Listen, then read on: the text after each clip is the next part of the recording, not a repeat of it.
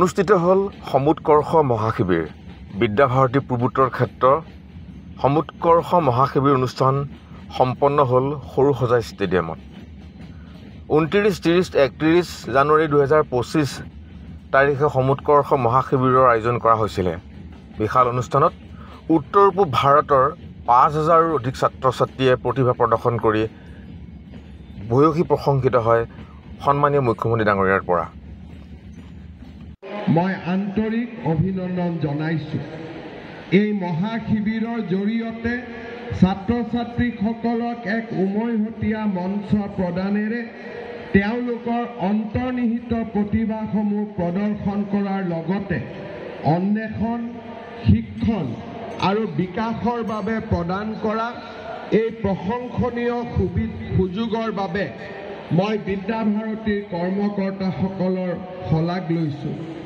বিগত কেইবা দশক ধৰি ভাৰতীয় শিক্ষা ব্যৱস্থাত এক অগ্ৰণী ভূমিকা পালন কৰি অহা বিদ্যাভাৰতী এনে এক শিক্ষানুষ্ঠান য'ত প্ৰদান কৰা অভিজ্ঞতা ভিত্তিক আৰু অৰ্থপূৰ্ণ শিক্ষাই মানৱ সম্পদৰ উৎকৰ্ষ সাধনত গুৰুত্বপূৰ্ণ অৱদান যোগাই আহিছে। বৰ্তমান সময়ত আমাক এনে শিক্ষাৰ প্ৰয়োজন যি শিক্ষাই শিক্ষাৰ্থীসকলৰ ব্যক্তিত্বৰ সামগ্ৰিক বিকাশৰ জৰিয়তে জীৱনৰ প্ৰত্যাহ্বানৰ সন্মুখীন হ'বলৈ তেওঁলোকক সামৰ্থ্যৱান কৰে।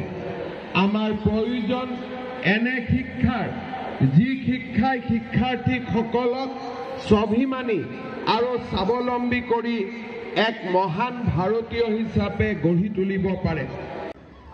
অসমৰ ইতিহাসত ছাত্ৰ-ছাত্ৰীৰ দ্বাৰা পৰিৱেশিত উক্ত অনুষ্ঠানত 5000ৰো অধিক ছাত্ৰ-ছাত্ৰীয়ে ঘোষ বাদ্যৰ সামূহিক পৰিৱেশন কৰে, যোগ আৰু আসনৰ প্ৰদৰ্শন কৰে, সূৰ্য নমস্কাৰ আৰু অন্যান্য সাংস্কৃতিক অনুষ্ঠানেৰে মুখৰিত কৰি তোলে সৰুসজাই ষ্টেডিয়ামত। উদুলি মুদুলি পৰিৱেশত অসমৰ মাননীয় মুখ্যমন্ত্ৰী ডক্টৰ হিমন্ত বিশ্ব শৰ্মাদেৱৰ উপস্থিতি, ৰাষ্ট্ৰীয় স্বয়ংসেৱক সংঘৰ ডক্টৰ কৃষ্ণ গোপাল শৰ্মাৰ উপস্থিতিত সাংস্কৃতিক নগৰী তেজপুৰৰ শংকৰদেৱ শিশু বিদ্যা নিকেতনৰ ছাত্ৰ-ছাত্ৰীসকলেও অংশগ্ৰহণ কৰি সাংস্কৃতিক নগৰীলৈ গৌৰৱ কঢ়িয়াই আনে।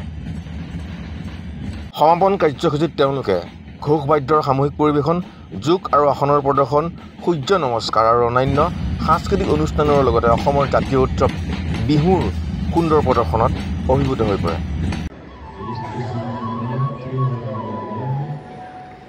আহক আমি উদযাপন কৰোঁ বিশেষ মুহূৰ্তত সৰুসজাই ষ্টেডিয়ামৰ আয়োজনস্থলীত।